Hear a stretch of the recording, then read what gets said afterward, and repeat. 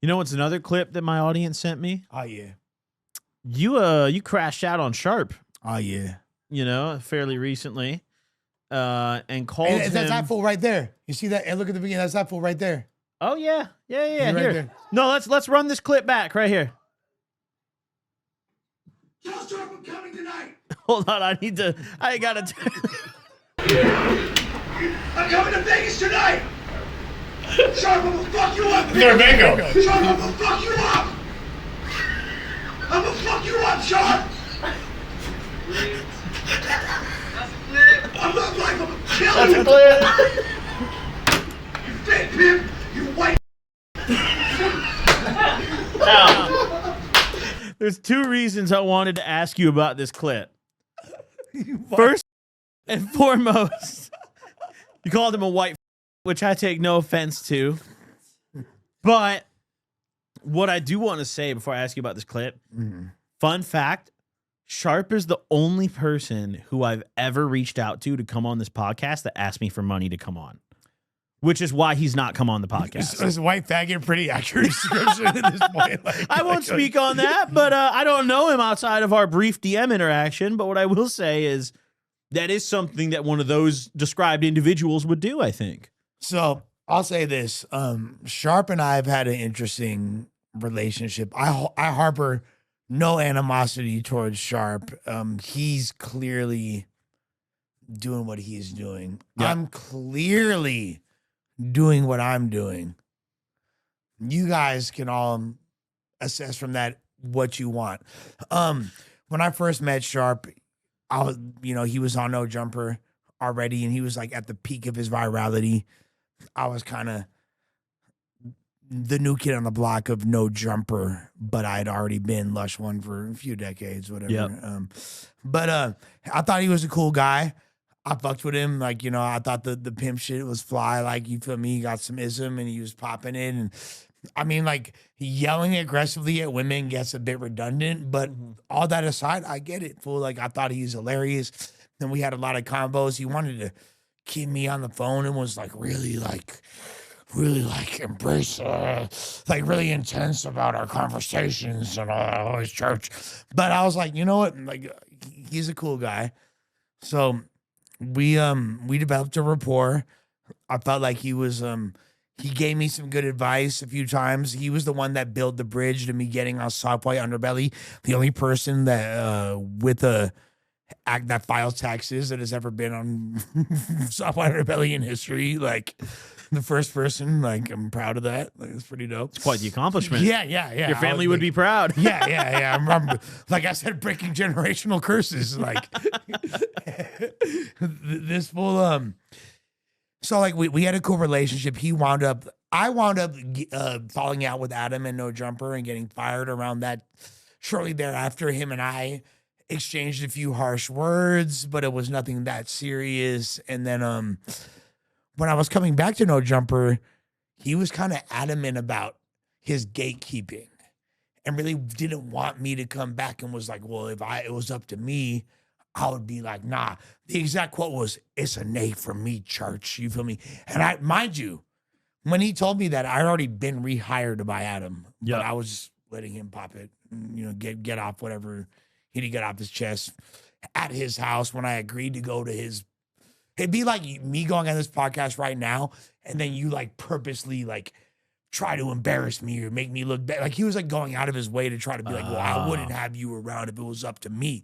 But you go on. Sounds like he maybe felt threatened by you at No Jumper. From your mouth, the God's ears. Okay, But, I mean, all right. I mean, they say the chat's undefeated. You're echoing the sentiments of the chat. Like, I didn't say that. Like, like to me, like I was like, damn, Sharp that's what is it like, seems like to me. Yeah. Sharp was like a big important guy at No Jumper as far as I was concerned. You feel me? He's a big superstar and shit. Like, but then when I had my initial return to No Jumper, it was met with a lot of fanfare, and then within a couple of weeks, Adam's like, I want you back on. Not only do I want you on No Jumper, Lush, but I want you to be a permanent member of the No Jumper show. Sharp had been at No Jumper and been loyally grinding it out and doing his thing. Adam never wanted him on the No Jumper show. And the reason why Adam didn't want Sharp on the No Jumper show is because Adam doesn't like podcasting with Sharp. He just doesn't like it. He just never really thought he was a good podcaster or entertaining, or he didn't like the rapport that he had with him and didn't feel like it was conducive to the brand of No Jumper. Yeah. So he didn't ask him to be on the No Jumper show. He asked me to be on the No Jumper show. And I said yes. And, Sharp was like then cool upon my return. He was a little bit thrown off, and like the fans were so.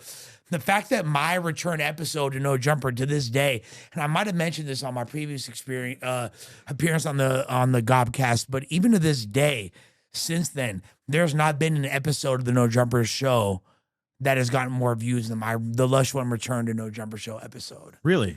Yeah, we had over 11,000 live viewers at that time. Damn. So yeah, You guys were cooking. Yeah, we was cooking. It was a dope day.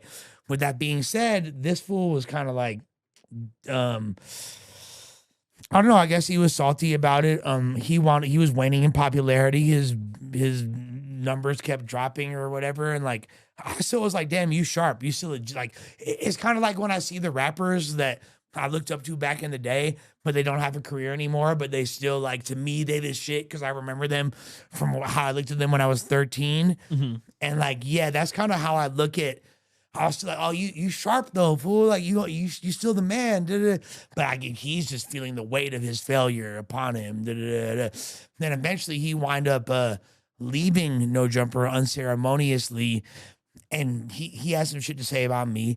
I said some shit back. It wound up becoming this kind of just a, dick measuring contest. Mine was like 10.2 inches. His was like fucking 6.7. And damn, that's a big discrepancy. 6'7". And it was, the result was we had a nice little exchange culminating in me threatening his life, and Yeah? Pretty aggressively. You threatened his life. And then like months later, after I allowed that to like marinate a little bit more, I like this. Dude, it's great, isn't it? Yeah, this is fire. Keeps you going during the pod. It's just some smelling salt, dude. Yeah.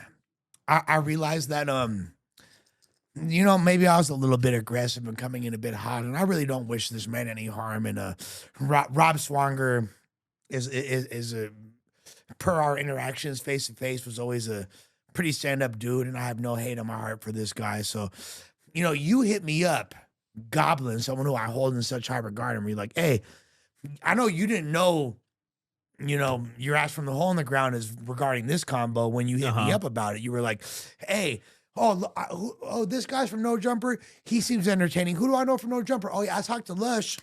Hey, Lush, this fool? He's been on No Jumper. Da-da-da-da. Yeah. That's what it was, right? Yeah. Essentially, when you reach out. Like, yeah.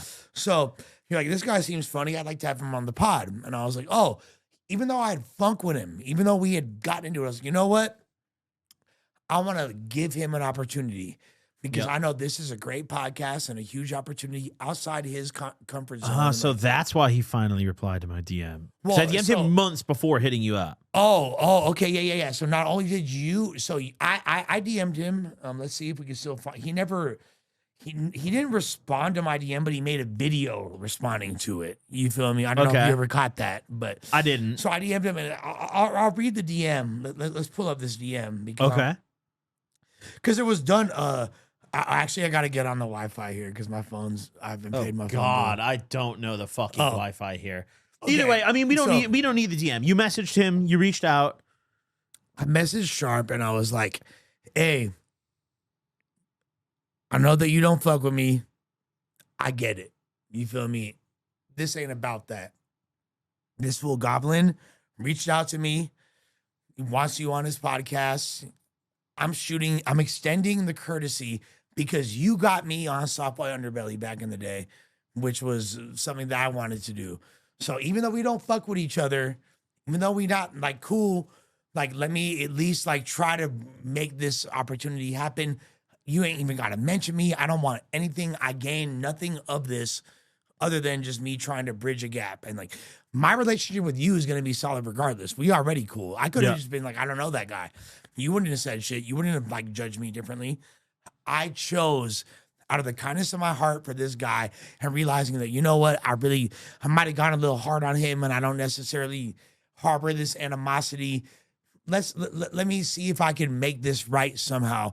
So I reached out and he ignored it and chose that to use it as an opportunity to like flex and be like, check this out, Lush. Like, this is why I'm not taking your. And he tried to like flex on me about it. But if you read the comments on the video, everyone was like, dude, Sharp, you're tripping. His own fans, like the 17 people that still watch Sharp videos, like, were like, dude, Sharp, I'm not doing this. Like, Lush is clearly not doing this to try to hate on you in any capacity.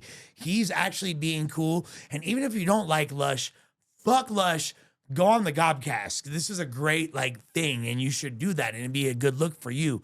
But he couldn't see past the messenger outweighed the message, apparently, in that instance. And I feel better knowing, I could take solace knowing that you had tried before even reaching out to me. So at least I know that I wasn't the definitive factor in him not doing it. Oh, no. I reached out to him before, and then I think it was like 5 or 6 months later, because I watch a lot of Soft White Underbelly. I get a lot of like ideas for my content through watching Soft White Underbelly. Rebecca's twerking in one of my recent videos, by the way. Really? Yeah.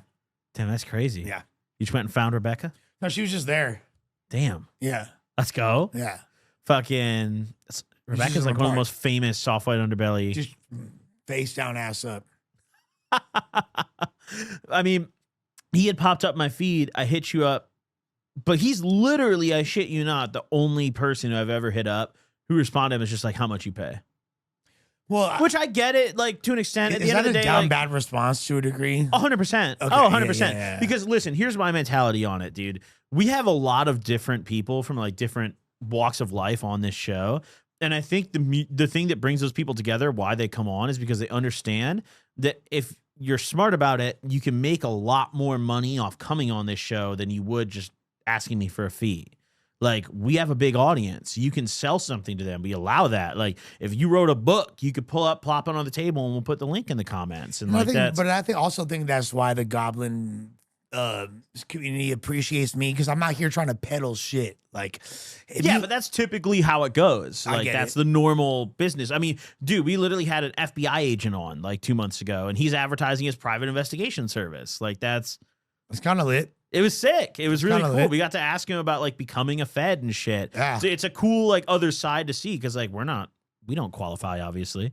But I'm down with knowing how they operate. Exactly. And utilizing their tactics. I wanted to learn about it, because where else am I going to learn about that shit? You know? And that's why you raw, bro. And like, you were trying to learn about being a 2-bit, pimp that don't even have that much respect in that community, and pays for participation. I wanted to pick his brain about what it's like to be a player. Yeah, no, I get it. Like 1,000,000%. And I tried to bridge that gap.